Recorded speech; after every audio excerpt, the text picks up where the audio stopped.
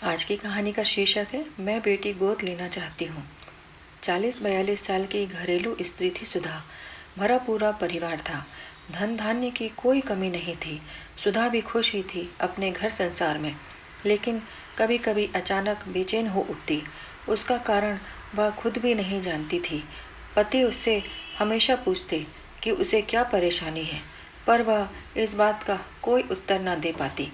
तीनों ही बच्चे बड़े हो गए थे।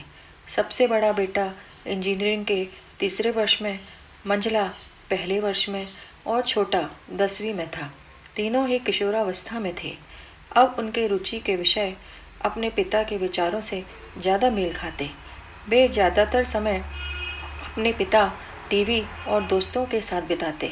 सुधा चाहती थी कि उसके तीनों बेटे उसके साथ कुछ समय बिताएं, पर उनकी रुचियां कुछ अलग थी। अब वे तीनों ही बच्चे नहीं रह गए थे। धीरे धीरे वे पुरुष बनते जा रहे थे। एक सुबह सुधा ने अपने पति से कहा, मेरी खुशी के लिए आप कुछ करेंगे? पति ने कहा, हाँ हाँ, क्यों नहीं, तुम कहो तो सही। सुधा सहमते हुए बोली, मैं एक बेटी गोद लेना चाहती हूँ। पति को आश्चर्य हुआ, पर सुधा ने कहा, सवाल जवाब मत करिएगा प्लीज़। तीनों बच्चों के सामने भी यह प्रस्ताव रखा गया। किसी ने कोई आपत्ति तो नहीं की, पर सबके मन में सवाल था, क्यों? जल्द ही सुधा ने 1.5 महीने की एक प्यारी सी बच्ची अनाथ आश्रम से गोद ले ली। 3 बार मातृत्व का स्वाद चखने के बाद भी आज उसमें वात्सल्य की कोई कमी नहीं थी। बच्ची के आने की खुशी में सुधा और उनके पति ने एक समारोह का आयोजन किया। सब मेहमानों को संबोधित करते हुए सुधा बोली, मैं आज अपने परिवार और पूरे समाज के क्यों का जवाब देना चाहती हूँ। मेरे ख्याल से हर घर में एक बेटी का होना बहुत ज़रूरी है।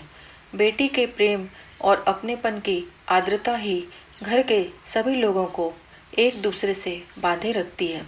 3 बेटे होने के बावजूद मैं संतुष्ट नहीं थी। मैं स्वयं की परछाई इनमें से किसी में नहीं ढूंढ पाती। बेटी शक्ति है, सृजन का स्रोत है। मुझे दुखी नहीं, पीड़ा भी होती है जब मैं देखती हूँ कि किसी स्त्री ने अपने भ्रूण की हत्या बेटी होने के कारण कर दी। मैं समझती हूँ कि मेरे पति का वंश जरूर मेरे तीनों बेटे बढ़ाएंगे, पर मेरे मातृत्व का वंश तो एक बेटी ही बढ़ा सकती है। अगर आपको यह कहानी पसंद आए तो प्लीज़ इसे लाइक शेयर करना ना भूलें और मेरे चैनल को सब्सक्राइब करें। धन्यवाद।